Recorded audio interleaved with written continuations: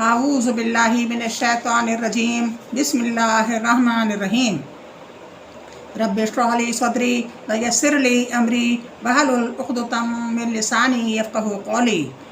یا اللہ تو میرا سینہ کھول دے، میرے لیے میرا کام آسان کر دے، میری زبان کی گرہ کھول دے تاکہ لوگ میری بات سمجھ پائیں۔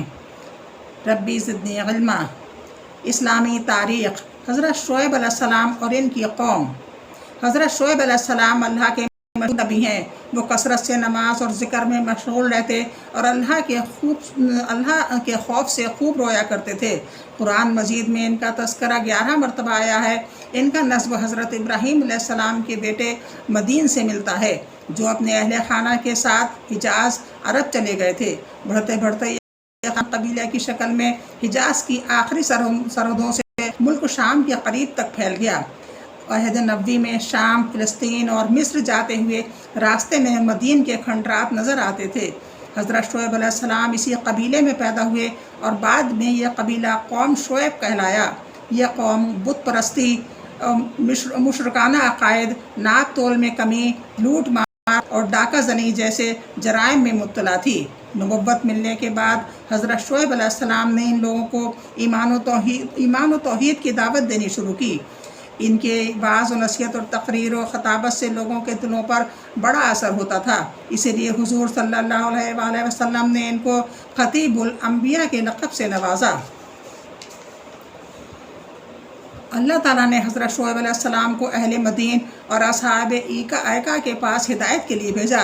یہ قوم شرک و بت پرستی میں مبتلا ہونے کے علاوہ تجارتی لین دین میں دھوکہ بازی، ناپ تول میں کمی، لوٹ کھسوٹ اور ڈاکہ زنی میں حد سے بڑھ گئی تھی۔ حضرت شعیب علیہ السلام نے ان تمام برائیوں سے باز رہنے اور ایمان و توحید قبول کرنے کی دعوت دی، مگر اس نافرمان اور مختلف گناہوں میں مبتلا قوم پر آپ کی نصیحت کا کوئی زیادہ اثر نہیں ہوا اور پوری قوم آپ کو شہر بدر کرنے اور سنسار کرنے کی دھمکیاں دینے لگی اور آپ کی عبادت و نماز کا مذاق اڑانے لگی۔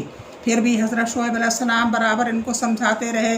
قوم لوط اور دوسری نافرمان قوموں کے برے انجام کا تذکرہ کر کے ڈراتے رہے، مگر یہ بدبخت اور نافرمان قوم ضد اور ہٹ دھرمی میں بڑھتی چلی گئی۔ بالآخر اللہ تعالیٰ نے ان کو آسمانی آگ اور زمینی زلزلے سے تباہ کر دیا۔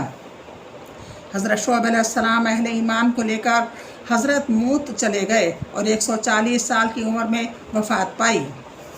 حضور صلی اللہ علیہ وآلہ وسلم کا معجزہ، قحط سالی دور ہونا۔ حضرت انس رضی اللہ عنہ فرماتے ہیں، ایک شخص حضرت صلی اللہ علیہ وآلہ وسلم کے پاس آیا اور کہنے لگا، بارش نہ ہونے کی وجہ سے جانور مر گئے اور راستے بند ہو گئے۔ تو آپ صلی اللہ علیہ وآلہ وسلم نے دعا فرمائی، جس کی وجہ سے مسلسل 1 ہفتہ بارش ہوتی رہی۔ وہ آدمی اگلے جمعے کو آ کر کہنے لگا، یا رسول اللہ، بارش زیادہ ہونے کی وجہ سے مکانات گر گئے اور راستے بند ہو گئے اور جانور مر گئے۔ تو آپ صلی اللہ علیہ وآلہ وسلم نے ممبر پر کھڑے ہو کر دعا فرمائی، اے اللہ، ٹیلوں اور پہاڑیوں اور نالوں اور درخت اگنے کی جگہوں میں برسا۔ دعا کرتے ہی مدینے سے بادل چھٹ گیا۔ بخاری 1016۔ اللہ کی قدرت، قطب تارہ۔ اللہ تعالیٰ نے آسمان میں لاکھوں روشن ستارے بنائے جو آسمان میں اپنے اندر مدار میں گھومتے رہتے ہیں۔ اس گردش کی وجہ سے وہ مشرق سے مغرب میں اپنی جگہ بدلتے رہتے ہیں، مگر ان لاکھوں ستاروں میں ایک قطب تارہ ایسا بھی ہے جو ہمیشہ شمالی سمت میں ٹھہرا رہتا ہے، جس کو دیکھ کر خشکی، ریگستانی اور دریائی سفر کرنے والے اپنی سمت آسانی سے معلوم کر لیتے ہیں۔ بلا شبہ اس قطب تارے کے ذریعے لوگوں کو منزل مقصود تک پہنچانا قدرت کی بڑی نشانی ہے۔ ایک فرض کے بارے میں رسول اللہ صلی اللہ علیہ وآلہ وسلم نے فرمایا، دین بغیر نماز کے نہیں ہے۔ نماز دین کے لیے ایسی ہے جیسا آدمی کے بدن کے لیے سر ہوتا ہے۔ طبرانی کبیر 19۔ قرآن میں اللہ تعالیٰ فرماتا ہے، اللہ تعالیٰ ہی زندگی و موت دیتا ہے، اللہ کے علاوہ کوئی کام بنانے والا اور مدد کرنے والا نہیں ہے۔ ان باتوں پر ایمان لانا اور اس کا یقین کرنا ہر مسلمان پر فرض ہے۔ سورہ توبہ 116۔ ایک سنت کے بارے میں رسول اللہ صلی اللہ علیہ وآلہ وسلم جب میت کو قبر میں اتارتے تو یہ دعا پڑھتے، بسم اللہ وعلی ملتی رسول اللہ، بسم اللہ وعلی ملتی رسول اللہ۔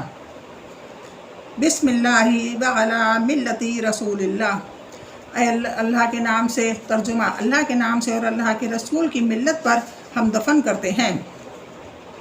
حضرت انس بن مالک رضی اللہ بیان کرتے ہیں کہ رسول اللہ صلی اللہ علیہ وسلم حضرت انصار کے پاس ملاقات کی غرض سے تشریف لے جاتے تو ان کے بچوں کو سلام کرتے اور ان کے سروں پر ہاتھ پھیرتے۔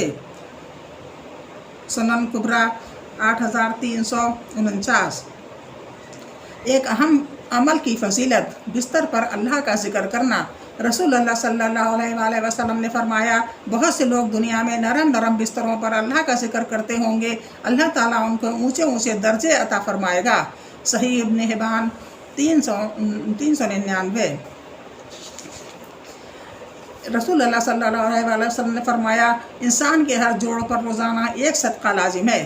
دو آدمیوں کے درمیان انصاف کر دینا بھی صدقہ ہے۔ کسی شخص کو جانور پر سوار کرنے میں یا اس کا سامان رکھنے میں مدد کرنا بھی صدقہ ہے، اور اچھی بات کسی کو بتا دینا بھی صدقہ ہے۔ نماز کے لیے اٹھنے والا ہر قدم بھی صدقہ ہے۔ راستے سے تکلیف دینے والی چیز کو ہٹا دینا بھی صدقہ ہے۔ بخاری 2998۔ ایک گناہ کے بارے میں، کفر کی سزا جہنم ہے۔ قرآن میں اللہ تعالیٰ فرماتا ہے، جو لوگ کفر کرتے ہیں تو اللہ تعالیٰ کے مقابلے میں ان کا مال و اولاد کچھ کام نہیں آئے گا، اور ایسے لوگ ہی جہنم کے ایندھن ہوں گے۔ سورہ آل عمران 10۔ رسول اللہ صلی اللہ علیہ وآلہ وسلم نے فرمایا، جس شخص نے شراب پی بغیر توبہ کیے ہوئے اسی حالت میں مر گیا تو قیامت کے دن پیاسا اٹھے گا۔ مسند احمد 15056۔ دنیا کے بارے میں، رسول اللہ صلی اللہ علیہ وآلہ وسلم نے فرمایا، دو چیزوں کو آدم کی اولاد برا سمجھتی ہے۔ ایک تو موت کو برا سمجھتی ہے، حالانکہ موت مومن کے لیے فتنہ میں مبتلا ہونے سے بہتر ہے۔ دوسرے مال کی کمی کو برا سمجھتی ہے، حالانکہ مال کی کمی حساب میں کمی کا سبب ہے۔ مسند احمد 23113۔ قرآن میں اللہ تعالیٰ فرماتا ہے، تم جہاں بھی رہو گے تم کو ہر حال میں موت آ پکڑے گی، چاہے تم مضبوط قلعوں میں محفوظ رہو۔ سورہ نساء 78۔ آخرت کے بارے میں، رسول اللہ صلی اللہ علیہ وآلہ وسلم نے فرمایا، قبر روزانہ پکار کر کہتی ہے، میں غربت، وحشت اور کیڑوں کا گھر ہوں، میں آگ کا تنور یا جنت کا باغ ہوں۔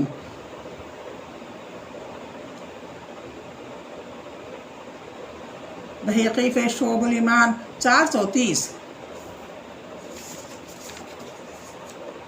اللہ تعالیٰ قیامت کے دن بندوں کو خطاب کرتے ہوئے فرمائے گا، تم کو جس طرح ہم نے پہلی مرتبہ دنیا میں پیدا کیا تھا اسی طرح ہمارے حکم سے دوبارہ زندہ ہو کر آج تم ہمارے پاس آ گئے، مگر تم نے یہ سمجھ لیا تھا کہ ہم تمہارے لیے دوبارہ لوٹائے جانے کا کوئی وقت ہی مقرر نہیں کریں گے۔ سورہ کہف 48۔